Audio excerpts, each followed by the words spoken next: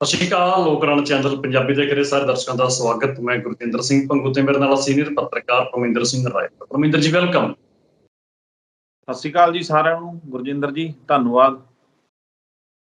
ਪਰਮਿੰਦਰ ਜੀ, ਸ਼੍ਰੋਮਣੀ ਅਕਾਲੀ ਦਲ ਇੱਕ ਵੱਡੇ ਮੁੱਦੇ ਨੂੰ ਲੈ ਕੇ ਅੱਗੇ ਵੱਧ ਪੰਥਕ ਜੋ ਬੇਸ ਹੈ ਸ਼੍ਰੋਮਣੀ ਅਕਾਲੀ ਦਲ ਦੀ, ਜੋ ਰਾਜਨੀਤੀ ਦੀ ਬੁਨਿਆਦ ਹੈ, ਇੱਕ ਵਾਰ ਲੱਗਦਾ ਕਿ ਸ਼੍ਰੋਮਣੀ ਅਕਾਲੀ ਦਲ ਮੁੜ ਆਪਣੀ ਸ਼ੁਰੂਆਤ ਉੱਥੋਂ ਹੀ ਕਰਨਾ ਚਾਹੁੰਦਾ। 2 ਵਾਰ ਸੱਤਾ ਤੋਂ ਬਾਹਰ ਸ਼੍ਰੋਮਣੀ ਅਕਾਲੀ ਦਲ ਹੋ ਹੁਣ ਪੰਥਕ ਦੇ ਨਾਲ ਜਾਣੀ ਜਾਂਦੀ ਸ਼੍ਰੋਮਣੀ ਅਕਾਲੀ ਦਲ ਕਿ ਅਸੀਂ ਪੰਥਾਂ ਦੀ ਤਰਜਮਾਨੀ ਕਰਦੇ ਹਾਂ, ਪੰਥਕ ਹਿੱਤਾਂ ਨੂੰ ਅਸੀਂ ਪਹਿਲ ਦਿੰਦੇ ਹਾਂ। ਮੁੜ ਗੱਲਬਾਤ ਉੱਥੇ ਹੀ ਆ ਕੇ ਖੜੀ ਹੋ ਰਹੀ ਹੈ ਸ਼੍ਰੋਮਣੀ ਅਕਾਲੀ ਦਲ ਦੀ। ਉਹ ਚਾਹੁੰਦੇ ਆ ਕਿ ਬੰਦੀ ਸਿੰਘਾਂ ਦੀ ਰਿਹਾਈ ਹੋਵੇ। ਹੁਣ ਰਵਨੀਤ ਬਿੱਟੂ ਸ਼੍ਰੋਮਣੀ ਅਕਾਲੀ ਦਲ ਦੇ ਇਸ ਜੋ ਉਹ ਕਦਮ ਹੈ ਇਹਨੂੰ ਲਗਾਤਾਰ ਨਕਾਰਦੇ। ਉਹ ਕਹਿੰਦੇ ਕਿ ਜੋ ਦੋਸ਼ੀ ਨੇ, ਜੋ ਇਨਸਾਨ ਦੋਸ਼ੀ ਨੇ, ਜਿਨ੍ਹਾਂ ਨੇ ਕਿਸੇ ਇਨਸਾਨ ਨੂੰ ਬੰਬ ਨਾਲ ਉਡਾ ਦਿੱਤਾ ਹੋਵੇ, ਉਹਨਾਂ ਦੇ ਲਈ ਸਜ਼ਾ ਮਾਫੀ ਕਾਹਦੀ? ਕੀ ਫਿਰ ਸਮਾਜ ਇਹ ਰਹਿਣਯੋਗ ਰਹਿ ਜਾਊਗਾ ਜੇਕਰ ਉਹਨਾਂ ਦੀ ਅਸੀਂ ਰਿਹਾਈ ਦੀ ਜਾਂ ਸਜ਼ਾ ਘੱਟ ਦੀ ਅਸੀਂ ਮੰਗ ਕਰਾਂਗੇ? ਪੰਜਾਬ ਦੇ ਵਿੱਚ ਭ੍ਰਿਸ਼ਟਾਚਾਰ ਦਾ ਬੋਲਬਾਲਾ, ਇਸ ਭ੍ਰਿਸ਼ਟਾਚਾਰ ਕਰਕੇ ਹੀ ਲੋਕਾਂ ਨੇ ਆਮ ਆਦਮੀ ਪਾਰਟੀ ਨੂੰ ਵੱਡੀ ਮੈਜੋਰਟੀ ਦੇ ਵਿੱਚ ਚੁਣਿਆ। ਅਕਾਲੀ ਦਲ ਸੱਤਾ ਤੋਂ ਬਾਹਰ ਤੇ ਕਾਂਗਰਸ ਵੀ ਸੱਤਾ ਤੋਂ ਬਾਹਰ ਕਰਤੀ। ਹੁਣ ਪੰਜਾਬ ਦੇ ਵਿੱਚ ਜੋ ਬਿਊਰੋਕ੍ਰੇਸੀ ਹੈ, ਜੋ ਅਫਸਰਸ਼ਾਹੀ ਹੈ, ਇਹਦੇ 'ਚ ਕੋਈ ਦੋ ਰਾਮਾਂ ਨਹੀਂ ਹੈਗੀਆਂ, ਕੋਈ ਝੂਠਾ ਤੱਥ ਨਹੀਂ ਹੈਗਾ ਕਿ ਇਹਨਾਂ ਨੇ ਪੰਜਾਬ ਨੂੰ ਲੁੱਟਣ ਦੇ ਵਿੱਚ ਆਹ ਵੀ ਸਿਆਸੀ ਜਮਾਤਾਂ ਦੇ ਬਰਾਬਰ ਦੇ ਭਾਗੀਦਾਰ ਨੇ, ਭਾਵੇਂ ਛੋਟੇ ਹੋਣ ਜਾਂ ਫਿਰ ਜੋ ਅਫਸਰ ਨੇ ਉਹ ਵੱਡੇ ਹੋਣ। ਇੱਕ ਪਟਵਾਰੀ ਫੜਿਆ ਜਾਂਦਾ, ਜਦੋਂ ਉਸ ਪਟਵਾਰੀ ਦੀ ਇਨਕੁਆਇਰੀ ਹੁੰਦੀ ਹੈ, ਜਾਂਚ ਹੁੰਦੀ ਹੈ, ਤਾਂ ਕਰੋੜਾਂ ਦੀ ਜਾਇਦਾਦ ਸਾਹਮਣੇ ਆਉਂਦੀ, ਲੱਖਾਂ ਰੁਪਏ ਉਹਦੇ ਖਾਤਿਆਂ ਦੇ ਵਿੱਚੋਂ ਮਿਲਦਾ। ਇੱਕ ਲੋਕਰ ਖੁੱਲ੍ਹਿਆ ਜਾਂਦਾ, ਬੈਂਕਾਂ ਦੇ ਹੋਰ ਜੋ ਲੋਕਰ ਨੇ ਉਹ ਲੋਕਰ ਅਜੇ ਖੁੱਲ੍ਹਣੇ ਬਾਕੀ ਨੇ। ਕੀ ਕੁਛ ਨਿਕਲ ਕੇ ਆਊਗਾ ਇਹ ਆਪਾਂ ਸੋਚ ਵੀ ਨਹੀਂ ਸਕਦੇ। ਕਿਵੇਂ ਲੋਕ ਲੁੱਟ ਗਏ, ਕਿਵੇਂ ਕਿਸਾਨ ਮਜ਼ਦੂਰ ਉਸ ਇਨਸਾਨ ਨੇ ਲੁੱਟੇ। ਤੇ ਉਸੇ ਨੂੰ ਬਚਾਉਣ ਦੇ ਲਈ ਜੋ ਹੋਰ ਪਟਵਾਰਖਾਨੇ ਦੇ ਵਿੱਚੋਂ ਪਟਵਾਰੀ ਨੇ, ਕਾਨੂੰਗੋ ਨੇ, ਉਹ ਸਾਹਮਣੇ ਤੇ ਆਉਂਦੇ ਨੇ, ਹੜਤਾਲ ਕਰ ਦਿੰਦੇ ਨੇ, ਆਪਣੇ ਸਾਥੀ ਦੇ ਲਈ ਹੜਤਾਲ ਕਰ ਦਿੰਦੇ ਨੇ ਕਿ ਅਸੀਂ ਇਹਦੇ ਲਈ ਲੜਾਂਗੇ। ਭ੍ਰਿਸ਼ਟਾਚਾਰੀ ਉਹ ਬੰਦਾ ਤਾਂ ਫਿਰ ਸਾਡੇ ਪੰਜਾਬ ਦਾ, ਹਾਲਾਂਕਿ ਭਗਵੰਤ ਮਾਨ ਜਦੋਂ ਸਰਕਾਰ ਚੁਣੀ ਸੀ ਉਹ ਕਹਿੰਦੇ ਸੀ ਕਿ 99% ਤਾਂ ਸਾਡੇ ਅਫਸਰ ਸਹੀ ਨੇ। ਸਹੀ ਕਿਹੜੇ ਨੇ? ਆਹ ਸਭ ਤੁਹਾਡੇ ਸਾਹਮਣੇ ਹੈ।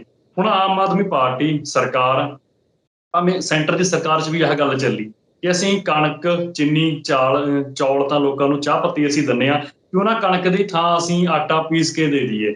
ਲੋਕਾਂ ਨੂੰ ਕਾਹਨੂੰ ਖਿੱਚਲ 'ਤੇ ਲੈ ਕੇ ਜਾਣਾ ਕਿ ਅਸੀਂ ਕਣਕ ਦੇਵਾਂਗੇ, ਲੋਕ ਚੱਕੀ 'ਚ ਜਾਣਗੇ, ਆਪਣਾ ਆਟਾ ਪਸਾ ਕੇ ਲੈ ਕੇ ਆਉਣਗੇ, ਅਸੀਂ ਘਰ ਬੈਠਿਆਂ ਨੂੰ ਹੀ ਦੇ ਦਿੰਦੇ ਹਾਂ।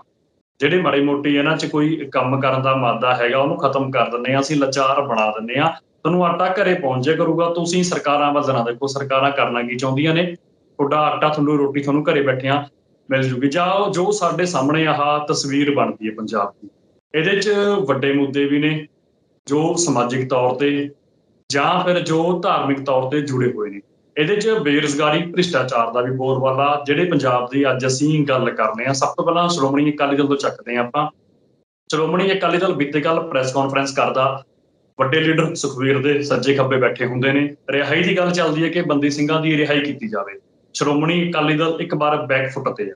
ਭਾਵੇਂ ਸ਼੍ਰੋਮਣੀ ਅਕਾਲੀ ਦਲ ਨੇ ਆਪਣੇ ਆਪ ਨੂੰ ਪੰਥਕ ਤੋਂ ਪੰਜਾਬੀ ਪਾਰਟੀ ਐਲਾਨ ਦਿੱਤਾ ਸੀ, ਪਰ ਕਿਤੇ ਨਾ ਕਿਤੇ ਉਹਨੂੰ ਲੱਗਦਾ ਕਿ ਜੋ ਅਸੀਂ ਆਪਣਾ ਸਾਡਾ ਬੇਸ ਬੁਨਿਆਦ ਸੀ ਸਾਡਾ ਪੰਥਕ, ਜੇਕਰ ਅਸੀਂ ਉਸ ਰੀਤ ਵੱਲ ਨਾ ਪਰਤੇ ਤਾਂ ਸਾਡੀ ਰਾਜਨੀਤੀ, ਸ਼੍ਰੋਮਣੀ ਅਕਾਲੀ ਦਲ ਦੀ ਰਾਜਨੀਤੀ ਪੰਜਾਬ ਚੋਂ ਖਤਮ ਹੋ ਜਾਊਗੀ। ਇੱਕ ਵਾਰ ਫਿਰ ਉਹ ਬੰਦੀ ਸਿੰਘਾਂ ਦੀ ਰਿਹਾਈ ਬੜੇ ਜ਼ੋਰ ਸ਼ੋਰ ਦੇ ਨਾਲ ਉਭਾਰ ਰਹੇ ਨੇ। ਜੀ ਪਰਮਿੰਦਰ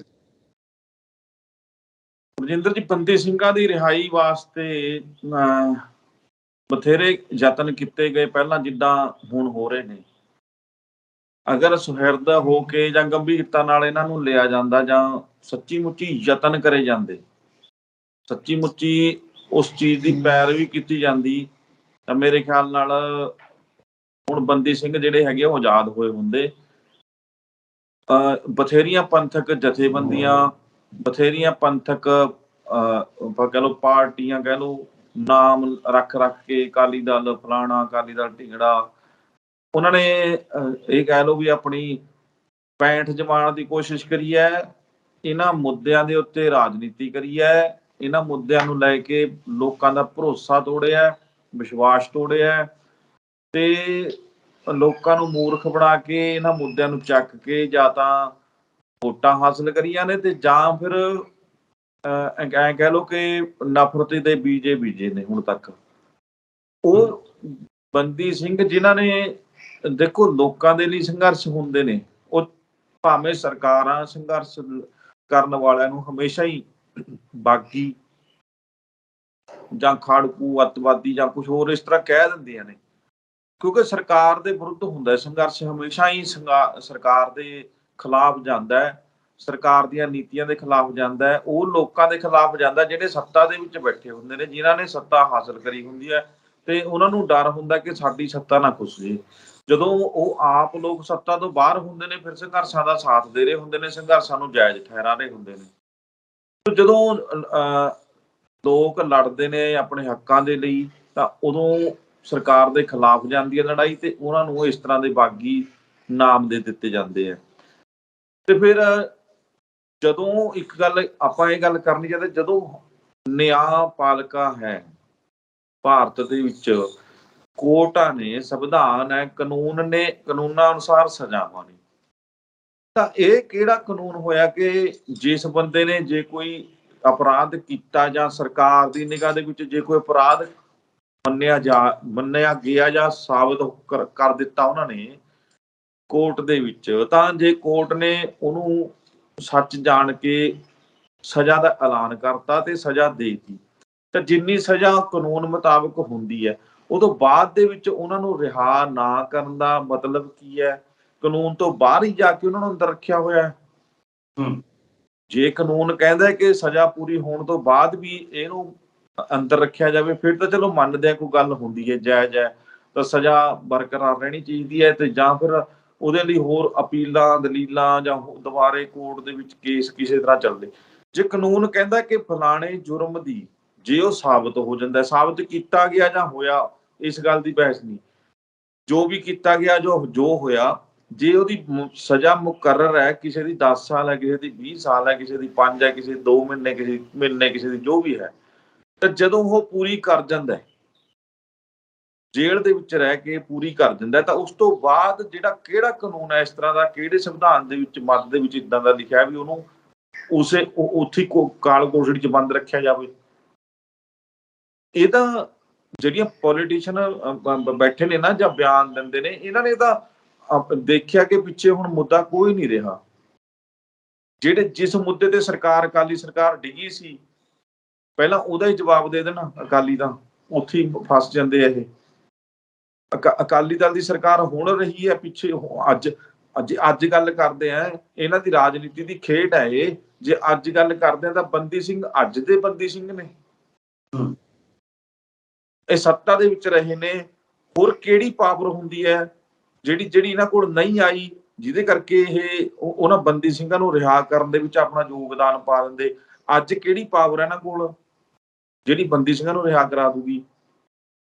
ਅੱਜ ਤਾਂ ਸੱਤਾ ਤੋਂ ਵੀ ਬਾਹਰ ਨੇ, ਅੱਜ ਭਾਈਵਾਲ ਵੀ ਨਹੀਂ ਹੈਗੇ ਪਾਰਟੀਆਂ ਦੇ, ਠੀਕ ਹੈ। ਜਿਹਦੀ ਸਰਕਾਰ ਹੈ ਸੈਂਟਰ ਦੇ ਵਿੱਚ, ਉਹਦੇ ਭਾਈਵਾਲ ਸੀ, ਫਿਰ ਪੰਜਾਬ ਦੇ ਵਿੱਚ ਸੱਤਾ ਸੀ ਹਾਸਲ ਇਹਨਾਂ ਨੂੰ, ਐਂ ਕਹਿ ਲਓ ਕਿ ਪੂਰਨ ਬਹੁਮਤ ਦੇ ਤੌਰ ਤੇ ਵਿਚਰੇ ਨੇ ਇਹ, ਤੇ ਉਦੋਂ ਨਹੀਂ ਕੁਝ ਕੀਤਾ। ਅੱਜ ਇਹਨਾਂ ਕੋਲ ਕਿਹੜੀ ਗਿੱਦੜ ਸਿੰਘੀ ਹੈ ਜਾਂ ਕਿਹੜੀ ਜਾਦੂ ਦੀ ਛੜੀ ਹੱਥ ਲੱਗ ਗਈ ਕਿ ਅੱਜ ਇਹ ਰੌਲਾ ਪਾ ਕੇ ਤੇ ਬੰਦੀ ਸਿੰਘਾਂ ਦੀ ਰਿਹਾਈ ਕਰਾ ਲੈਣਗੇ? ਇਹ ਤਾਂ ਸਿਰਫ ਇੱਕ ਸਿਆਸੀ ਸਟੰਟ ਹੈ, ਲੋਕਾਂ ਨੂੰ ਸਮਝਣਾ ਚਾਹੀਦਾ ਹੈ।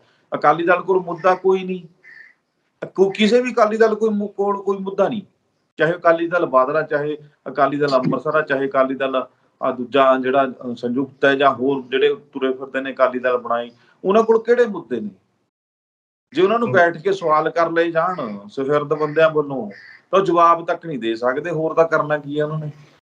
ਬਸ ਸੱਤਾ ਹਾਸਲ ਕਰਨੀ ਹੈ, ਲੋਕਾਂ ਨੂੰ ਭਰਮ ਭੁਲੇਖਿਆਂ 'ਚ ਪਾਈ ਰੱਖਣਾ, ਉਲਝਾਈ ਰੱਖਣਾ, ਅਸਲ ਮੁੱਦਿਆਂ ਤੋਂ ਧਿਆਨ ਭੜਕਾ ਦੇਣਾ, ਕਦੇ ਫਲਾਣਾ ਏਦਾਂ ਧਮਕਾਉਣਾ ਏਦਾਂ। ਹੋਰ ਜਿਹੜੇ ਇਹਨਾਂ ਦੇ ਕਰਨ ਵਾਲੇ ਕੰਮ ਸੀ ਉਹ ਨਹੀਂ ਕਰਨੇ। ਅੱਜ ਦੇਖੋ, ਗਰੀਬ ਸਿੱਖਾਂ ਦੇ ਬੱਚੇ ਜਿਨ੍ਹਾਂ ਨੂੰ ਨੀਵੀਆਂ ਜਾਤਾਂ ਕਿਹਾ ਜਾਂਦਾ, ਉਹਨਾਂ ਕੋਲ ਪੜ੍ਹਾਈ ਦਾ ਕੋਈ ਸੋਰਸ ਨਹੀਂ, ਸਾਧਨ ਨਹੀਂ, ਫੀਸਾਂ ਨਹੀਂ ਭਰਨ ਨੂੰ। ਸ਼੍ਰੋਮਣੀ ਕਮੇਟੀ ਦਾ ਬਜਟ ਏਦਾਂ ਹੈ, ਅਕਾਲੀ ਦਲ ਦੇ ਜਿਹੜੇ ਵੱਡੇ ਆਗੂ ਨੇ, ਸਰਪ੍ਰਸਤ ਨੇ, ਉਹਨਾਂ ਦੀ ਆਮਦਨ ਦਾ ਹਿਸਾਬ ਹੀ ਕੋਈ ਨਹੀਂ, ਉਹਨਾਂ ਦੀ ਜਾਇਦਾਦਾਂ ਦਾ ਹਿਸਾਬ ਕੋਈ ਨਹੀਂ।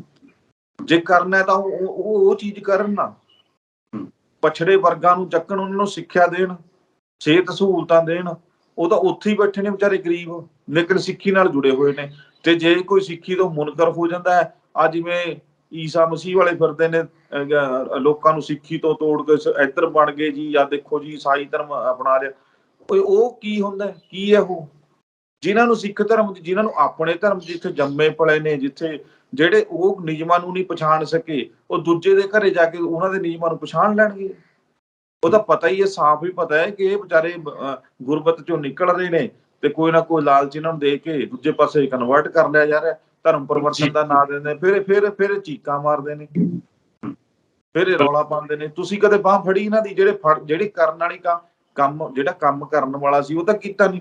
ਬੇਰੁਜ਼ਗਾਰ ਬੱਚੇ ਵਿਚਾਰੇ ਫਿਰਦੇ ਨੇ ਬਾਹਰ, ਨਸ਼ਿਆਂ ਦੇ ਉੱਤੇ ਲੱਗੇ ਬੱਚੇ, ਠੀਕ ਹੈ, ਉਹ ਬਾਹਰ ਲੋਕਾਂ ਦੀ ਜਾ ਕੇ ਲੇਬਰ ਕਰਨ ਲਈ ਮਜਬੂਰ ਨੇ। ਕੀ ਉਹਨਾਂ ਲਈ ਕੋਈ ਉਦਯੋਗ ਲਾਇਆ ਸ਼੍ਰੋਮਣੀ ਕਮੇਟੀ ਨੇ? ਬਾਹਰਲੀਆਂ ਸਟੇਟਾਂ ਚੋਂ ਪੱਥਰ ਲਿਆ ਕੇ ਲਾਈ ਜਾਂਦੇ ਨੇ ਇਹ, ਉਹਨਾਂ ਦਾ ਕੀ ਕੱਢਣਾ ਇਹਨਾਂ ਨੇ? ਉਹੀ ਪੈਸਾ ਜੇ ਕੋਈ ਉਦਯੋਗ ਖੜਾ ਕਰਨ, ਨਾਲੇ ਤਾਂ ਆਮਦਨ ਹੁੰਦੀ, ਨਾਲੇ ਰੁਜ਼ਗਾਰ ਮਿਲਦਾ ਬੱਚਿਆਂ ਨੂੰ, ਸਿੱਖ ਪਰਿਵਾਰਾਂ ਨੂੰ ਰੁਜ਼ਗਾਰ ਦਿੰਦੇ, ਸਿੱਖਾਂ ਦੇ ਲਈ ਕਾਲਜ ਖੋਲਦੇ ਵੱਡੇ, ਜਿੱਥੇ ਫ੍ਰੀ ਮੈਡੀਕਲ ਸਿੱਖਿਆ ਵਰਗੀ ਸਿੱਖਿਆ ਦਿੱਤੀ ਜਾਂਦੀ, ਇੰਜੀਨੀਅਰਿੰਗ ਜਾਂ ਮੈਡੀਕਲ ਦੇ ਖੇਤਰ 'ਚ ਜਾਣ ਵਾਲੇ, ਜਾਂ IAS PCS ਕਰਾਉਣ ਦੀ ਕੋਚਿੰਗ ਸੈਂਟਰ ਫ੍ਰੀ ਖੋਲੇ ਜਾਂਦੇ, ਜਿੱਥੇ ਗਰੀਬ ਬੱਚੇ ਸਿੱਖਿਆ ਲੈ ਕੇ ਉੱਚੇ ਅਫਸਰ, ਉੱਚੇ ਅਹੁਦਿਆਂ ਤੇ ਜਾ ਕੇ ਬੈਠਦੇ। ਆਹ ਕੰਮ ਕਰ ਲਓ। ਆਹ ਰੌਲਾ ਪਾ ਕੇ ਤਾਂ ਨਾ ਤੁਹਾਡੇ ਤੋਂ ਪਹਿਲਾਂ ਕਦੇ ਬੰਦੀ ਸਿੰਘਾਂ ਨੇ ਤੁਹਾਨੂੰ ਪੁੱਛ ਕੇ ਨਾ ਇਹਨਾਂ ਨੇ ਰਿਹਾ ਨਹੀਂ ਕਰਨਾ, ਨਾ ਤੁਹਾਡੀ ਮੰਨ ਲੈਣੀ ਹੈ ਜਾਂ ਕੁਝ ਨਹੀਂ ਹੈਗਾ। ਜੋ ਕੰਮ ਕਰਨ ਵਾਲੇ ਨੇ ਉਹ ਕਰ ਲਓ। ਬਜਟ ਨੂੰ ਥੋੜਾ ਜਿਹਾ ਇੱਧਰਲੇ ਪਾਸੇ ਘੁਮਾ ਲਓ ਨਾ। ਆਪਣੀਆਂ ਕਾਰਾਂ, ਆਪਣੇ ਸ਼ੌਹਰਤਾਂ, AC ਕਮਰੇ, ਗੱਡੀਆਂ ਛੱਡ ਦਿਓ ਇਹਨਾਂ ਨੂੰ। ਨਜਾਇਜ਼ ਪੈਸਾ ਖਰਚਦੇ ਹੋ ਤੁਸੀਂ, ਲੋਕਾਂ ਦਾ, ਸੰਗਤ ਦਾ ਇਕੱਠਾ ਕੀਤਾ ਹੋਇਆ। ਇਹਨੂੰ ਚੰਗੇ ਪਾਸੇ ਖਰਚ ਲਓ, ਤੁਹਾਡੇ ਪਾਸੇ ਲੋਕ ਆਪਣੇ ਆਪ ਆ ਜਾਣਗੇ। ਜਦੋਂ ਤੁਸੀਂ ਇਹਨਾਂ ਦੀ ਬਾਂਹ ਫੜੋਗੇ, ਆਪਣੀਆਂ ਤੁਸੀਂ 3500 ਕਰੋੜ ਦੀਆਂ ਜਾਇਦਾਦਾਂ ਬਣਾਈ ਬੈਠੇ ਹੋ, ਠੀਕ ਹੈ, ਉਹ ਕਿੱਥੋਂ ਬਣ ਗਈਆਂ? ਜੇ ਬਣੀਆਂ ਨੇ, ਤੁਸੀਂ ਤਾਂ ਆਮ ਲੋਕਾਂ ਨੂੰ ਤਾਂ ਤੁਸੀਂ ਟਿਕਟ ਤੱਕ ਨਹੀਂ ਦਿੰਦੇ। ਆਪਣੇ ਕੁਣਬੇ ਚੋਂ ਟਿਕਟਾਂ ਦੇਈ ਜਾਂਦੇ ਹੋ, ਵੰਡੀ ਜਾਂਦੇ ਹੋ। ਤੁਸੀਂ ਕਿੱਥੋਂ, ਕਿਹਦਾ ਭਲਾ ਕਰ ਲੋਗੇ ਤੁਸੀਂ? ਕੁਛ ਨਹੀਂ ਹੈ। ਇਹ ਸਿਰਫ ਲੋਕਾਂ ਨੂੰ ਸਮਝਣਾ ਚਾਹੀਦਾ, ਇਹ ਸਿਰਫ ਤੇ ਸਿਰਫ ਐਂ ਕਹਿ ਲਓ ਕਿ ਰਾਜਨੀਤੀ ਸਟੰਟ ਆ, ਸੁਰਖੀਆਂ ਚ ਆਉਣਾ, ਬਣੇ ਰਹਿਣਾ ਅਖਬਾਰਾਂ ਖਬਰਾਂ ਦੇ ਵਿੱਚ, ਹੋਰ ਕੁਛ ਨਹੀਂ ਹੈ ਜੀ। ਗੁਰਜਿੰਦਰ ਜੀ, ਪਰਮਿੰਦਰ ਜੀ, ਸਿਆਸਤਾਂ ਕਿਸੇ ਵੀ ਮੁੱਦੇ ਦੀ ਗੇਂਦ ਬਣਾ ਲੈਂਦੀਆਂ ਨੇ, ਕਦੇ ਉਹ ਕਿਸੇ ਪਾਲੇ 'ਚ, ਕਦੇ ਕਿਸੇ ਪਾਲੇ 'ਚ। ਹੁਣ ਆਪਾਂ ਨੇ ਪਹਿਲਾਂ ਵੀ 2 ਪ੍ਰੋਗਰਾਮਾਂ 'ਚ ਗੱਲ ਕੀਤੀ ਹੈ ਇਸੇ ਇਸ਼ੂ ਤੇ। ਰੋਜ਼ ਕੁਛ ਨਾ ਕੁਛ ਨਵਾਂ ਨਿਕਲ ਕੇ ਆਉਂਦਾ ਬੰਦੀ ਸਿੰਘਾਂ ਦੀ ਰਿਹਾਈ ਦੇ ਮਾਮਲੇ ਦੇ ਵਿੱਚ। ਹੁਣ ਰਵਨੀਤ ਬਿੱਟੂ ਬੋਲੇ ਨੇ, ਉਹ ਫਿਰ ਉੱਥੇ ਜਾ ਕੇ ਖੜ ਜਾਂਦੀ ਹੈ ਰਵਨੀਤ ਬਿੱਟੂ ਦੀ ਜੋ ਸੂਈ ਹੈ। ਹਾਲਾਂਕਿ ਮੇਰੇ ਯਾਦ ਹੈ ਕਿਸਾਨੀ ਅੰਦੋਲਨ ਦੌਰਾਨ ਆਹ ਗੱਲ ਕਹੀ ਸੀ ਰਵਨੀਤ ਬਿੱਟੂ ਨੇ, ਮੈਂਬਰ ਪਾਰਲੀਮੈਂਟ ਨੇ, ਉਹ ਆਨ ਦਾ ਰਿਕਾਰਡ ਹੈ YouTube ਦੇ ਉੱਤੇ। ਉਹ ਕਹਿੰਦੇ ਸੀ ਕਿ ਜੇਕਰ BJP ਸਰਕਾਰ 3 ਖੇਤੀ ਕਾਨੂੰਨ ਵਾਪਸ ਲੈ ਲੇ ਤਾਂ ਮੈਂ ਰਾਜੋਆਣਾ ਦੀ ਸਜ਼ਾ ਮਾਫੀ ਦਾ ਵਿਰੋਧ ਨਹੀਂ ਕਰੂੰਗਾ। ਇਹ ਗੱਲ ਕਹੀ ਸੀ ਉਹਨਾਂ ਨੇ, ਤੇ ਹੁਣ ਫਿਰ ਵਿਰੋਧ ਕਰ ਵੀ ਰਹੇ ਨੇ। ਉਹ ਕਹਿੰਦੇ ਕਿ ਉਹੀ ਗੱਲ ਫਿਰ ਦੁਹਰਾਤੀ ਉਹਨਾਂ ਨੇ ਕਿ ਜੋ ਲੋਕ ਬੰਬ ਨਾਲ ਉਡਾ ਦਿੰਦੇ ਨੇ ਕਿਸੇ ਨੂੰ, ਉਹਨਾਂ ਦੀ ਤੁਸੀਂ ਸਜ਼ਾ ਮਾਫੀ ਦੀ ਗੱਲ ਕਰਦੇ ਹੋ। ਸ਼੍ਰੋਮਣੀ ਅਕਾਲੀ ਦਲ ਦੀ ਪ੍ਰੈਸ ਕਾਨਫਰੰਸ ਤੋਂ ਬਾਅਦ ਸ਼੍ਰੋਮਣੀ ਅਕਾਲੀ ਦਲ ਦੇ ਹਮਲਾ ਕੀਤਾ ਰਵਨੀਤ ਬਿੱਟੂ। ਨਹੀਂ, ਇੱਕ ਤਾਂ ਰਵਨੀਤ ਬਿੱਟੂ ਪਹਿਲਾਂ ਹੀ ਆਪਾਂ ਗੱਲ ਕਰ ਚੁੱਕੇ ਕਿ ਰਵਨੀਤ ਬਿੱਟੂ ਹੋਈ ਆਪਣੇ ਪਰਿਵਾਰ ਕਰਕੇ ਬੋਲਦੇ ਨੇ, ਤਾਂ ਬੋਲਣਾ ਉਹਨਾਂ ਦਾ ਕੋਈ, ਮੈਂ ਕਹਿੰਦਾ ਮਾੜਾ ਨਹੀਂ ਹੈ, ਠੀਕ ਹੈ। ਜਦੋਂ ਜਿਸ ਪਰਿਵਾਰ ਦਾ ਜੀ ਗਿਆ ਬੋਲਦਾ ਹੀ ਹੁੰਦਾ ਹੈ। ਜੇ ਆਪਾਂ ਅੱਜ ਰਵਨੀਤ ਬਿੱਟੂ ਤੇ ਇਹ ਗੱਲ ਲਾਗੂ ਕਰਦੇ ਹਾਂ ਕਿ ਉਹ ਬੋਲਦਾ ਤੇ ਕਿਉਂ ਬੋਲਦਾ, ਤਾਂ ਕੱਲ ਨੂੰ ਉਹਨਾਂ ਨੂੰ ਵੀ ਕਹਿਣ ਵਾਲੇ ਆਪਾਂ ਕਹਿਣ ਜੋਗੇ ਹੈਗੇ। ਜਿਹੜੇ ਬੰਦੇ ਜਿਨ੍ਹਾਂ ਦੇ ਜੀ ਪੁਲਿਸ ਨੇ ਮਾਰੇ ਆ ਜਾਂ ਫੇਕ ਐਨਕਾਊਂਟਰਾਂ 'ਚ ਮਰੇ ਆ, ਉਹ ਤਾਂ ਬੋਲਣਗੇ। ਜਾਂ ਜੋ ਕੋਈ ਅਪਰਾਧੀ ਏਦਾਂ ਮਰ ਜਾਂਦਾ ਉਹਦਾ ਪਰਿਵਾਰ ਬੋਲਦਾ, ਤਾਂ ਇਹ ਨਹੀਂ। ਹਰ ਇੱਕ ਬੰਦਾ ਆਪਣੇ ਜੀ ਨੂੰ ਖੋ ਕੇ ਦੁਖੀ ਹੁੰਦਾ। ਆਪਾਂ ਇਸ ਗੱਲ 'ਚ, ਇਹ ਪਰਿਵਾਰਕ ਮਸਲਾ ਹੋ ਸਕਦਾ, ਇੱਕ ਫੀਲਿੰਗ ਜੁੜੀਆਂ ਹੁੰਦੀਆਂ ਨੇ। ਇੱਕ ਆਪਣਾ ਜੀ ਹੁੰਦਾ, ਕੋਈ ਕਿਸੇ ਦਾ ਬੱਚਾ, ਕਿਸੇ ਦਾ ਪਿਓ, ਕਿਸੇ ਦਾ ਦਾਦਾ, ਕਿਸੇ ਦਾ ਕੋਈ ਕੁਛ ਹੋਇਆ ਕਿ ਨਾ, ਉਹ ਰਿਸ਼ਤੇ ਦੇ ਵਿੱਚ ਅਗਲਾ ਬੋਲਦਾ। ਉਹ ਗੱਲ ਛੱਡੋ, ਲੇਕਿਨ ਰਵਨੀਤ ਬਿੱਟੂ ਜੀ ਨੂੰ ਪੁੱਛਣਾ ਚਾਹਾਂਗੇ, ਜੇ ਇਨਸਾਫ ਕੋਰਟਾਂ ਦੇ ਵਿੱਚ ਹੈਗਾ ਤੇ ਜੇ ਕੋਰਟਾਂ ਡਿਸੀਜਨ ਲੈਂਦੀਆਂ ਨੇ, ਫਿਰ ਤੁਸੀਂ ਜਾਂ ਹੋਰ ਕੋਈ ਕੌਣ ਹੁੰਦਾ ਵਿੱਚ ਦਖਲਅੰਦਾਜ਼ੀ ਕਰਨ ਵਾਲਾ? ਜਾਂ ਤਾਂ ਤੁਸੀਂ ਮੁਨਕਰ ਹੋ ਵੀ ਅਦਾਲਤਾਂ ਦੇ ਫੈਸਲੇ ਨਾਲ ਮੈਂ ਸਹਿਮਤ ਨਹੀਂ ਹੈਗਾ, ਮੈਂ ਅਦਾਲਤਾਂ ਦੇ, ਜਾਂ ਫਿਰ ਤੁਸੀਂ ਆਪ ਲੈ ਲਓ ਫਿਰ ਉਸਦਾ ਨਿਆਂ, ਠੀਕ ਹੈ ਨਾ। ਜਾਂ ਜੇ ਕੋਰਟਾਂ ਦੇ ਵਿਸ਼ਵਾਸ ਹੈ ਤਾਂ ਜੋ ਕੋਰਟਾਂ ਕਰ ਰਹੀਆਂ ਨੇ ਠੀਕ ਹੈ, ਤੁਹਾਨੂੰ ਕੀ? ਜੇ ਰਿਹਾ ਕਰਨਾ ਹੈ ਤਾਂ ਕੋਰਟਾਂ ਨੇ ਕਰਨਾ ਹੈ ਗੁਰਜਿੰਦਰ ਜੀ, ਕਿਸੇ ਰਵਨੀਤ ਬਿੱਟੂ ਨੇ, ਕਿਸੇ ਹੋਰ ਨੇ ਨਹੀਂ ਕਰਨਾ। ਕਾਨੂੰਨ ਮੁਤਾਬਕ ਉਹਦੇ ਵਿੱਚ ਮੱਦ ਦਰਜ ਹੋਊਗੀ ਵੀ ਇਸ ਤਰ੍ਹਾਂ ਹੋ ਸਕਦਾ ਹੈ, ਤਾਂ ਹੋ ਜਾਗਾ, ਹੋ ਗਿਆ। ਜੇ ਕਿਸੇ ਨੂੰ ਸਜ਼ਾ ਦੇਣ ਦਾ ਅਧਿਕਾਰ ਹੈ ਕੋਰਟ ਕੋਲ, ਨਿਆਂਪਾਲਿਕਾ 'ਚ ਵਿਸ਼ਵਾਸ ਰੱਖਦੇ ਹੋ ਤੁਸੀਂ, ਤੇ ਜੇ ਰਿਹਾ ਕਰਨ ਦਾ ਵੀ ਅਧਿਕਾਰ ਕੋਰਟ ਕੋਲ ਹੈਗਾ ਨਾ, ਤੇ ਤੁਸੀਂ ਵਿਰੋਧ ਕਰਨ ਵਾਲੇ ਕੌਣ ਹੁੰਦੇ ਹੋ? ਇੱਕ ਇਹ ਹੋ ਗਿਆ, ਇੱਕ ਉਹ ਮਨਿੰਦਰ ਉਹ ਕੀ ਨਾਮ ਉਹਦਾ, ਬਿੱਟਾ ਕੀ ਨਾਮ ਉਹਦਾ, ਮਨਜਿੰਦਰ ਬਿੱਟਾ ਜੀ। ਹਾਂ, ਉਹ ਬੜਾ ਬੋਲਦੇ ਨੇ ਇਹਨਾਂ ਮਾਮਲਿਆਂ 'ਚ। ਇਹ ਤੁਸੀਂ ਜਦ ਤੱਕ ਕਹੋ ਕਿ ਨਿਆਂਪਾਲਿਕਾ 'ਚ ਤੁਹਾਨੂੰ ਵਿਸ਼ਵਾਸ ਨਹੀਂ ਦੇਸ਼ ਦੀ 'ਚ, ਫਿਰ ਤੁਸੀਂ ਗੱਲ ਕਰੋ। ਜੇ ਸਜ਼ਾ ਦਿੱਤੀ ਆ, ਜੇ ਅੱਜ ਰਿਹਾਈ ਦੀ ਗੱਲ ਚੱਲ ਰਹੀ ਆ, ਤਾਂ ਰਿਹਾ ਵੀ ਕੋਰਟ ਨੇ ਦੇਖ ਕੇ ਕਰਨਾ ਹੈ ਕਿ ਤੁਹਾਡੀਆਂ ਸਲਾਹਾਂ ਨਾਲ ਕਰਨਾ।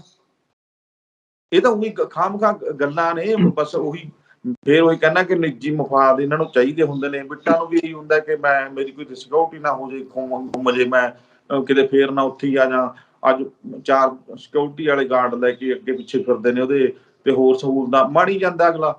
ਠੀਕ ਹੈ, ਉਹ ਦਿੱਤੀਆਂ ਹੋਈਆਂ ਨੇ, ਇਸ ਨਾਂ ਤੇ ਦਿੱਤੀਆਂ ਹੋਈਆਂ ਨੇ ਕਿ ਉਹ ਜਿਹੜਾ ਇਸ ਤਰ੍ਹਾਂ ਦੇ ਮੁੱਦਿਆਂ ਦੇ ਉੱਤੇ ਬਿਆਨਬਾਜ਼ੀ ਕਰ ਦਿੰਦੇ ਆ, ਬਸ ਭੜਕਾਊ ਬਿਆਨ ਦੇ ਦਿੰਦੇ ਨੇ, ਫਲਾਣਾ ਕਰ ਦਾਂਗੇ, ਢਿੰਗੜਾ ਕਰ ਦਾਂਗੇ। ਜੇ ਤੁਹਾਡੇ 'ਚ ਦਮ ਹੈ ਭਾਈ, ਤੁਸੀਂ ਆਪ ਇਕੱਲੇ ਕਿਉਂ ਨਹੀਂ ਵਿਚਰਦੇ? ਜੀ ਬਿਲਕੁਲ ਜੀ। ਤੇ ਪੰਜਾਬ ਵਿੱਚ ਐਸਾ ਕਿਹੜਾ ਬੰਦਾ ਹੈ ਜਿਹੜਾ ਇੱਥੋਂ ਬੰਦੂਕਾਂ ਚੱਕੀ ਫਿਰਦੇ ਨੇ ਜਾਂ ਮਾਹੌਲ ਖਰਾਬ ਕਰੀ ਫਿਰਦੇ ਨੇ? ਆ ਤੁਹਾਡੇ ਵਰਗੇ ਬੰਦਿਆਂ ਨੇ ਮਾਹੌਲ ਖਰਾਬ ਕਰਿਆ ਹੁੰਦਾ ਹੈ। ਠੀਕ ਹੈ, ਆਮ ਲੋਕ ਸਭ ਸ਼ਾਂਤੀ ਪਸੰਦ ਨੇ। ਕਿਸੇ ਨੂੰ ਦੇਖੋ, ਰੋਜੀ ਰੋਟੀ ਦਾ ਮਸਲਾ ਅੱਜ ਕੱਲ੍ਹ ਬਣਿਆ ਹੋਇਆ। ਠੀਕ ਹੈ, ਰੈਪੋ ਦਰ ਵੱਧ ਗਈ, ਇੰਨੀ ਮਹਿੰਗਾਈ ਦੇ ਵਿੱਚ ਹੋਰ ਮਹਿੰਗਾਈ ਦੀ ਮਾਰ ਪਊਗੀ ਲੋਕਾਂ ਦੇ ਉੱਤੇ। ਤਾਂ ਤੁਸੀਂ ਕਹਿੰਦੇ ਹੋ ਕਿ ਆ ਮੁੱਦੇ ਚੱਕੇ। ਕੌਣ ਕਿਸੇ ਕੋਲ ਵਿਹਲ ਹੈ? ਤਾਂ ਤੁਹਾਡੇ ਵਰਗੇ ਵਿਹਲੇ ਲੋਕਾਂ ਕੋਲ ਏਦਾਂ ਦੇ ਮੁੱਦੇ ਚੁੱਕਣ ਦੀ ਵਿਹਲ ਹੈ। ਆਮ ਲੋਕ ਤਾਂ ਵਿਚਾਰੇ ਰਲ ਮਿਲ ਕੇ ਇੱਕ ਦੂਜੇ ਤੋਂ ਸਮਾਨ ਖਰੀਦ ਰਹੇ ਨੇ, ਮਿਲ ਰਹੇ ਨੇ, ਗਿਲ ਰਹੇ ਨੇ। ਰਿਸ਼ਤੇਦਾਰੀਆਂ, ਵਿਆਹਾਂ ਸ਼ਾਦੀਆਂ, ਦੁੱਖ ਸੁੱਖ 'ਚ ਸਾਂਝੇਵਾਲ ਨੇ ਸਾਰੇ। ਪਿੰਡਾਂ ਦੇ ਵਿੱਚ ਕਿਹੜਾ ਬੰਦਾ ਜਿਹੜਾ ਵਿਤਕਰਾ ਕਰਦਾ? ਸ਼ਹਿਰਾਂ 'ਚ ਕਿਹੜਾ ਐਸਾ ਬੰਦਾ ਜਿਹੜਾ ਵਿਤਕਰਾ ਤੁਸੀਂ ਪਾਉਂਦੇ ਹੋ ਜਾ ਕੇ ਵੋਟਾਂ ਦੇ ਵਿੱਚ, ਜਾਂ ਜਦੋਂ ਤੁਹਾਡੀ ਕੁਰਸੀ ਹਿੱਲਦੀ ਹੈ, ਜਾਂ ਤੁਹਾਡੀ ਸਿਕਿਉਰਟੀਆਂ ਵਾਪਸ ਲਈਆਂ ਜਾਂਦੀਆਂ ਨੇ, ਉਦੋਂ ਰੌਲਾ ਪਾ ਦਿੰਦੇ ਹੋ ਤੁਸੀਂ, ਉਦੋਂ ਭੜਕਾ ਦਿੰਦੇ ਹੋ ਲੋਕਾਂ ਨੂੰ। ਆਮ ਲੋਕ ਸਭ ਸ਼ਾਂਤੀ ਪਸੰਦ ਨੇ, ਅਮਨ ਕਾਨੂੰਨ ਨਾਲ ਰਹਿੰਦੇ ਨੇ, ਕਿਸੇ ਨੂੰ ਕੋਈ ਦਿੱਕਤ ਨਹੀਂ। ਉਹ ਐਸੇ ਬਿਆਨਬਾਜ਼ੀ ਕਰਕੇ ਇਹ ਲੋਕਾਂ ਨੂੰ ਭੜਕਾਉਂਦੇ ਨੇ। ਸੋ ਐਸੇ ਲੋਕਾਂ ਦੇ ਖਿਲਾਫ ਕਾਰਵਾਈ ਵੀ ਹੋਣੀ ਚਾਹੀਦੀ ਹੈ। ਤੇ ਦੂਜੀ ਗੱਲ, ਜੇ ਆਪਾਂ ਕਰ ਲਈਏ ਕਿ ਰਵਨੀਤ ਬਿੱਟੂ ਜੀ ਨੇ ਕਿਹਾ ਹੈ, ਕਹਿੰਦੇ ਵੀ ਅੱਤਵਾਦੀਆਂ ਨੂੰ ਰਿਹਾ ਕਰਨਾ ਕਿੱਧਰ ਦਾ ਇਨਸਾਫ ਹੈ? ਬੰਦੀ ਸਿੰਘਾਂ ਨੂੰ ਰਿਹਾ, ਬੰਦੀ ਸਿੰਘਾਂ ਦੀ ਗੱਲ ਹੋਰ ਆ। ਤੁਸੀਂ ਅੱਤਵਾਦੀ ਕਿਹਨਾਂ ਨੂੰ ਕਹਿੰਦੇ ਹੋ ਬਈ? ਬੰਦੀ ਸਿੰਘ ਨੇ ਜਿਹੜੇ, ਉਹ ਕਿਸ ਜੁਰਮ 'ਚ ਅੰਦਰ ਕੀਤੇ ਹੋਏ ਨੇ? ਤੁਸੀਂ ਅੱਤਵਾਦੀ ਉਹਨਾਂ ਨੂੰ ਕਹਿੰਦੇ ਹੋ ਜਿਨ੍ਹਾਂ ਨੇ ਤੁਹਾਡੇ ਪਰਿਵਾਰ ਦੇ ਜੀਅ ਨੂੰ ਕਿਸੇ ਨੂੰ ਮਾਰਤਾ ਜਾਂ ਕੋਈ ਹਾਨੀ ਪਹੁੰਚਾਤੀ, ਜਾਨ ਦਾ ਨੁਕਸਾਨ ਕਰਤਾ। ਸਿਰਫ ਉਹੀ ਅੱਤਵਾਦੀ ਨੇ। ਜਿਹੜੇ ਪੁਲਿਸ ਨੇ ਫੇਕ ਐਨਕਾਊਂਟਰ ਕਰੇ, ਉਹ ਪੁਲਿਸ ਵਾਲੇ ਅੱਤਵਾਦੀ ਨਹੀਂ ਹੈਗੇ? ਜਿਨ੍ਹਾਂ ਦੇ ਘਰੋਂ ਚੱਕ ਕੇ ਮੁੰਡੇ ਮਾਰੇ ਨੇ, ਜਾਂ ਹੋਰ ਬੇਕਸੂਰਾਂ ਦੀਆਂ ਜਾਨਾਂ ਗਈਆਂ ਨੇ, ਚਾਹੇ ਕਿਸੇ ਕੌਮ ਦੇ ਨੇ, ਕਿਸੇ ਜਾਤ ਦੇ ਨੇ, ਸਾਨੂੰ ਇਹ ਗੱਲ ਨਹੀਂ, ਕਿਸੇ ਨੇ ਵੀ ਮਾਰੇ ਹੋਣ। ਜੇ ਕੋਈ ਮਾਰਨ ਵਾਲਾ ਬੰਦਾ ਅੱਤਵਾਦੀ ਹੈ, ਫਿਰ ਸਾਰੇ ਹੀ ਅੱਤਵਾਦੀ ਨੇ। ਫਿਰ ਸਾਰੇ ਖੁੱਲੇ ਕਿਉਂ ਫਿਰਦੇ ਨੇ? ਕਿਉਂ ਉਹਨਾਂ ਨੂੰ ਤਰੱਕੀਆਂ ਦਿੱਤੀਆਂ ਗਈਆਂ? ਜਦੋਂ ਇਨਸਾਫ ਦੇਣ ਵਾਸਤੇ ਕੋਰਟਾਂ ਨੇ, ਕੀ ਕੋਰਟਾਂ ਕੱਲੀਆਂ ਤੁਹਾਡੇ ਲਈ ਨੇ? ਤੁਸੀਂ ਗੋਲੀ ਨਾਲ ਇਨਸਾਫ ਕਰਨ ਵਾਲੇ ਬੰਦਿਆਂ ਨੂੰ ਵੀ ਤਾਂ ਅਹੁਦੇ ਦਿੱਤੇ ਨੇ, ਤਰੱਕੀਆਂ ਦਿੱਤੀਆਂ ਨੇ। ਇਹ ਉਦੋਂ ਵੀ ਕੋਰਟਾਂ ਸੀਗੀਆਂ, ਉਦੋਂ ਕੋਰਟਾਂ ਦੇ ਵਿੱਚ ਲੈ ਕੇ ਜਾਂਦੇ ਉਹਨਾਂ ਬੰਦਿਆਂ ਨੂੰ ਫੜ ਕੇ ਗ੍ਰਿਫਤਾਰ ਕਰਕੇ, ਉਦੋਂ ਸਜ਼ਾਵਾਂ ਦਵਾਉਂਦੇ। ਸੋ ਇਹ ਗੱਲਾਂ ਨੇ। ਸਿਰਫ ਜਦੋਂ ਇਨਸਾਫ ਦੀ ਗੱਲ ਹੁੰਦੀ ਹੈ ਤਾਂ ਇਨਸਾਫ ਬਰਾਬਰ ਹੁੰਦਾ, ਸਾਰਿਆਂ ਦੇ ਲਈ ਇਨਸਾਫ ਹੁੰਦਾ, ਨਾ ਕਿ ਕਿਸੇ ਇੱਕ ਬੰਦੇ ਲਈ ਇਨਸਾਫ ਹੁੰਦਾ ਕਿ ਤੁਸੀਂ ਉਹਦੇ ਲਈ। ਰਾਜੋਆਣਾ ਦੀ ਜਾਂ ਬੰਦੀ ਸਿੰਘਾਂ ਦੀ ਰਿਹਾਈ ਆ, ਉਹ ਮਸਲਾ ਜਿਹੜਾ ਹੈਗਾ ਰਾਸ਼ਟਰਪਤੀ ਤੱਕ ਆ।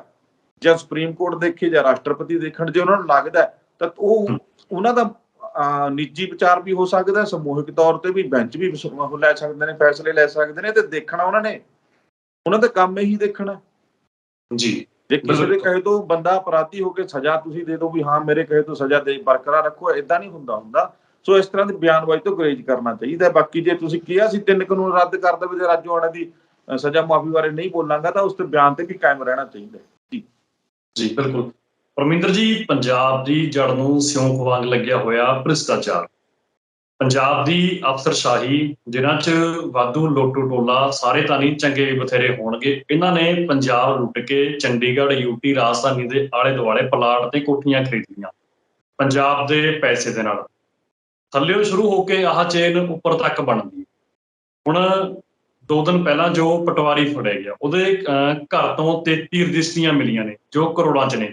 ਹਾਲਾਂਕਿ ਜੋ ਮੋਟਾ ਜਿਹਾ ਅਨੁਮਾਨ ਹੈ 1 ਕਰੋੜ 70 ਲੱਖ, 25 ਲੱਖ ਰੁਪਏ ਉਹਦੇ ਖਾਤਿਆਂ 'ਚ ਮਿਲਿਆ ਕੈਸ਼।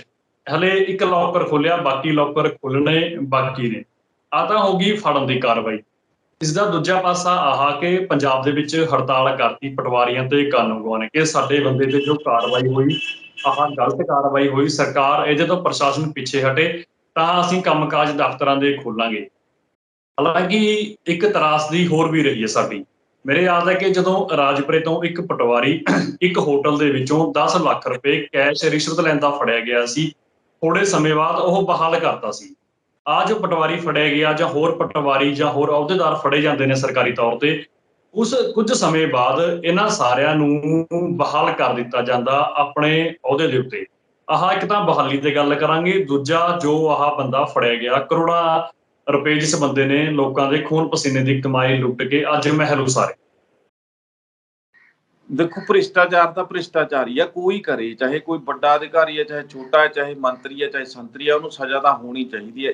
ਇਸ ਗੱਲੋਂ ਆਪਾਂ ਤਾਂ ਇਹ ਗੱਲ ਸਾਫ਼ ਹੀ ਆ, ਚਾਹੇ ਉਹ ਪੀਐਨ ਆ ਤੇ ਚਾਹੇ ਕੋਈ ਵੱਡਾ ਅਧਿਕਾਰੀ ਹੈ, ਚਾਹੇ ਕੋਈ ਆ, ਜੇ ਕੋਈ ਰਿਸ਼ਵਤ ਲੈ ਰਿਹਾ ਨਾ ਤਾਂ ਉਹਦੇ ਤੇ ਖਿਲਾਫ ਸਖਤ ਕਾਰਵਾਈ ਕਰਨੀ ਚਾਹੀਦੀ ਹੈ। ਜੇ ਉਹਦੇ ਮਦਦ ਦੇ ਵਿੱਚ, ਉਹਦੀ ਮਦਦ ਦੇ ਵਿੱਚ, ਉਹਦੇ ਹਮਾਇਤ ਦੇ ਵਿੱਚ ਜੇ ਕੋਈ ਬੰਦੇ ਇਸ ਤਰ੍ਹਾਂ ਆਉਂਦੇ ਨੇ, ਡਿਪਾਰਟਮੈਂਟ ਉੱਠ ਕੇ ਆਉਂਦੇ ਨੇ ਖੜੇ ਹੋ ਕੇ, ਤਾਂ ਉਹਨਾਂ ਦੇ ਖਿਲਾਫ ਵੀ ਕਾਰਵਾਈ ਹੋਣੀ ਚਾਹੀਦੀ ਹੈ। ਏਦਾਂ ਨਹੀਂ ਹੈ।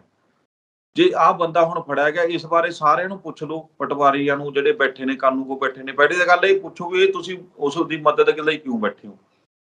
ਕਾਨੂੰਗੋਆਂ ਨੂੰ ਤਾਂ ਕੀ ਲੋੜ ਪਈ ਹੈ, ਕਿਉਂ ਪਤਾ ਹੈ ਕਿ ਥੱਲਿਓਂ ਪੈਸਾ ਉੱਪਰ ਨੂੰ ਜਾਂਦਾ ਹੈ। ਠੀਕ ਹੈ।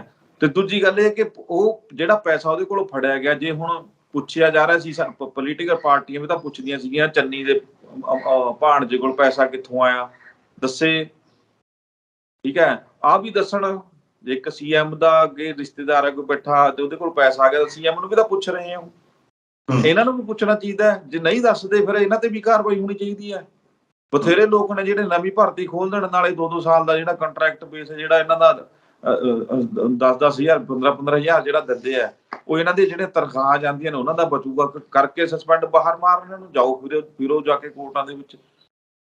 ਤੇ ਜੇ ਤੀਜੀ ਗੱਲ, ਮੈਂ ਵੱਡੀ ਗੱਲ ਜਿਹੜੀ ਇਹ ਕਰਨੀ ਚਾਹੁੰਦਾ, ਜੇ ਪਟਵਾਰੀ ਇੰਨੇ ਹੀ ਸਾਫ਼ ਸੁਥਰੇ ਨੇ, ਲੋਕਾਂ ਦੇ ਵਿੱਚ ਆ ਜਾਣ, ਲੋਕਾਂ ਤੋਂ ਫੈਸਲਾ ਲੈ ਲੈਣ, ਆਮ ਲੋਕਾਂ ਤੋਂ, ਆਮ ਜਨਤਾ ਤੋਂ, ਕਿ ਭਾਈ ਦੱਸੋ, ਜੇ ਅਸੀਂ ਭ੍ਰਿਸ਼ਟਾਚਾਰੀ ਹਾਂ, ਅਸੀਂ ਤੁਹਾਡੇ ਤੋਂ ਫਰਦਾਂ ਤੱਕ ਦੇ ਪੈਸੇ ਲੈਂਦੇ ਹਾਂ, ਅਸੀਂ ਮਿਣਤੀਆਂ ਨਹੀਂ ਤੁਹਾਡੇ ਟਾਈਮ ਸਿਰ ਕਰਨ ਜਾਂਦੇ, ਜਾਂ ਤੁਹਾਡੀ ਮਿਣਤੀਆਂ ਦੇ ਪੈਸੇ ਲੈਂਦੇ ਹਾਂ, ਫਿਰ ਤਾਂ ਸਾਨੂੰ ਬਖਸ਼ੋ ਨਾ, ਨਹੀਂ ਸਾਡੇ ਪੱਖ ਚ ਆ ਜਾਓ। ਫਿਰ ਦੇਖ ਲਓ ਕਿੰਨੇ ਕੁ ਲੋਕ ਉਹਦੇ ਉੱਤਰ ਕੇ ਆਉਂਦੇ ਨੇ, ਇਹਨਾਂ ਦੇ ਆਪਦੇ ਰਿਸ਼ਤੇਦਾਰ ਤੱਕ ਨਹੀਂ ਆਉਣਗੇ। ਕਿਹਨੂੰ ਨਹੀਂ ਪਤਾ ਕਿ ਤੁਸੀਂ ਕਿੱਦਾਂ ਦੀ ਡਿਊਟੀਆਂ ਕਰਦੇ ਹੋ।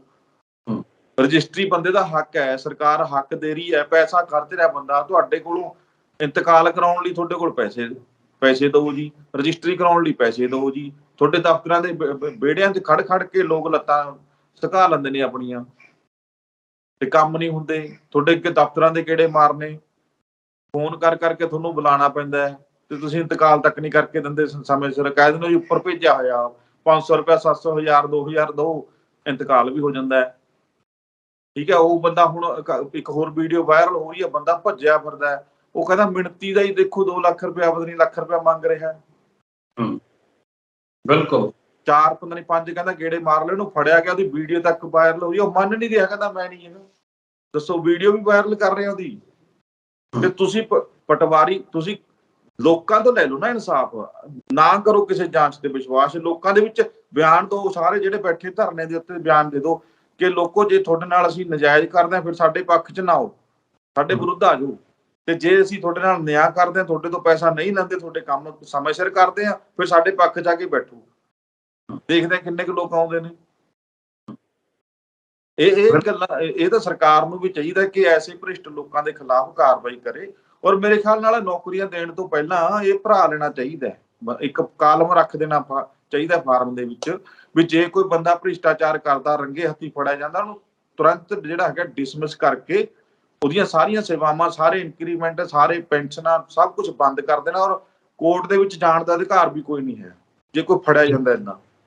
ਜੀ ਬਿਲਕੁਲ। ਤੇ ਉਹ ਤੋਂ ਸਾਈਨ ਕਰਵਾ ਲੈਣੇ ਚਾਹੀਦੇ, ਨਿਯਮ ਲਾਗੂ ਕਰ ਦੇਣਾ ਚਾਹੀਦਾ ਕਿ ਇਸ ਤਰ੍ਹਾਂ ਦਾ ਜੇ ਕੋਈ ਬੰਦਾ, ਕੋਈ ਵੀ ਬੰਦਾ ਜੇ ਤੁਰੰਤ ਫੜਿਆ ਜਾਂਦਾ, ਤੁਰੰਤ ਡਿਸਮਿਸ ਕਰ ਦਿਓ ਉਹਨੂੰ, ਤੇ ਉਹ ਤੋਂ ਅਦਾਲਤ ਵਿੱਚ ਜਾਣ ਦਾ ਹੱਕ ਵੀ ਖੋਲਿਆ ਜਾਣਾ ਚਾਹੀਦਾ। ਜੀ ਬਿਲਕੁਲ। ਜੇ ਕੋਈ ਆਪਣੀ ਆਮਦਨ ਤੋਂ ਵੱਧ ਨਜਾਇਜ਼ ਸਰੋਤਾਂ ਨਾਲ ਉਹਦੀ ਜਾਇਦਾਦ ਬਣਾਉਂਦਾ, ਉਹਦੀ ਜਾਣਕਾਰੀ ਹਾਸਲ ਕਰਕੇ, ਉਹਦੀ ਜਾਂਚ ਕਰਕੇ, ਜੇ ਸਹੀ ਸਾਬਤ ਪਾਇਆ ਜਾਂਦਾ ਤਾਂ ਵੀ ਸਾਰੀਆਂ ਸੇਵਾਵਾਂ ਖਤਮ ਕਰ ਦਿੱਤੀਆਂ ਜਾਣੀਆਂ ਚਾਹੀਦੀਆਂ ਨੇ। ਇਹ ਤਾਂ ਲੋਕ ਇਹਨਾਂ ਦੇ ਜਿਹੜੇ ਹੈਗੇ ਨੇ ਨੱਥ ਪਊਗੀ। ਔਰ ਜਿਹੜੇ ਅਫਸਰਾਂ ਨੂੰ ਦਿੰਦੇ ਏਦਾਂ, ਤੇ ਉਹਨਾਂ ਨੂੰ ਜੇ ਉਹ ਨਾਮੰਦ ਅਫਸਰਾਂ ਦੀ ਵੀ ਜਾਂਚ ਹੋਣੀ ਚਾਹੀਦੀ ਹੈ। ਤੇ ਜੇ ਕੋਈ ਏਦਾਂ ਦੀ ਸਿੱਟ ਨਜਾਇਜ਼ ਜਾਂ ਕੋਈ ਗਲਤ ਜਾਂਚ ਕਰਦੀ ਹੈ ਤਾਂ ਸਾਰਿਆਂ ਤੇ ਲਾਗੂ ਹੋ ਜਾਣਾ ਚਾਹੀਦਾ ਨਿਯਮ ਇਹ। ਜੀ ਬਿਲਕੁਲ। ਉਹਨਾਂ ਨੂੰ ਜੇ ਕੋਈ ਗਲਤ ਜਾਂਚ ਵਿੱਚ ਪਾਇਆ, ਜਾਂਚ ਗਲਤ ਕਰਕੇ ਕਿਸੇ ਨੂੰ ਬਖਸ਼ਤਾ, ਤਾਂ ਜਿਹਨੇ ਬਖਸ਼ਿਆ ਉਹਨਾਂ ਦੇ ਉੱਤੇ ਉਹ ਕਾਨੂੰਨ ਲਾਗੂ ਹੋਣਾ ਚਾਹੀਦਾ। ਜੀ ਬਿਲਕੁਲ। ਜੀ ਪਰਮਿੰਦਰ ਜੀ, ਆਖਰੀ ਖਬਰ, ਹਾਲਾਂਕਿ ਆਪਣਾ ਸਮਾਂ ਵੀ ਹੋ ਗਿਆ, ਇਹ ਯੂਰਪ ਦੇ ਜੋ ਛੋਟੇ ਦੇਸ਼ ਸੀ, ਉੱਥੋਂ ਉਹਨਾਂ ਦੇਸ਼ਾਂ ਦੇ ਜੋ ਵਸਨੀਕ ਸੀ, ਉਹ ਬੜੇ ਕਾਬਲ ਸਮਝੇ ਗਏ ਲੜਾਈਆਂ ਦੌਰਾਨ ਕਿ ਉਹਨਾਂ ਨੇ ਉੱਠ ਕੇ ਵੱਡੇ ਜੋ ਸਾਮਰਾਜ ਸੀ ਉਹਨਾਂ ਤੇ ਕਾਬਜ ਹੋ ਗਏ। ਜਦੋਂ ਵੱਡੀਆਂ ਤਾਕਤਾਂ ਨੂੰ ਲੱਗਿਆ ਕਿ ਆਹ ਲੋਕ ਕਾਬਲ ਨੇ, ਉਹਨਾਂ ਨੇ ਇੱਕ ਘਾੜਤ ਘੜੀ, ਉਹ ਕਹਿੰਦੇ ਕਿ ਤੁਹਾਨੂੰ ਕੰਮ ਕਰਨ ਦੀ ਲੋੜ ਨਹੀਂ, ਅਸੀਂ ਤੁਹਾਨੂੰ ਹਰ ਇੱਕ ਮਿਲਦੀ ਸਹੂਲਤ ਤੁਹਾਡੇ ਘਰ ਤੱਕ ਦੇਵਾਂਗੇ। ਜੋ ਆਟੇ ਦਾਲ ਦਾ ਜੇ ਕਨਸੈਪਟ ਅਸੀਂ ਚੱਕੀ ਫਿਰਦੇ ਹਾਂ ਪੰਜਾਬ ਦੇ ਲੋਕ ਆਪਣੇ ਸਿਰ ਦੇ ਉੱਤੇ, ਹਾਲਾਂਕਿ ਸਾਰੇ ਦੇਸ਼ ਦੇ ਲੋਕ, ਆਹ ਯੂਰਪ ਤੋਂ ਆਇਆ। ਉਹ ਕਹਿੰਦੇ ਕਿ ਤੁਹਾਨੂੰ ਅਸੀਂ ਆਟਾ, ਚੀਨੀ, ਦਾਲ, ਜੋ ਕੁਛ ਹੈ ਤੁਹਾਨੂੰ ਬਣਦੀਆਂ ਲੋੜਾਂ ਤੁਹਾਡੇ ਘਰ ਤੱਕ ਅਸੀਂ ਪਹੁੰਚਾ ਦੇਵਾਂਗੇ, ਤੁਹਾਨੂੰ ਕੰਮ ਕਰਨ ਦੀ ਲੋੜ ਨਹੀਂ।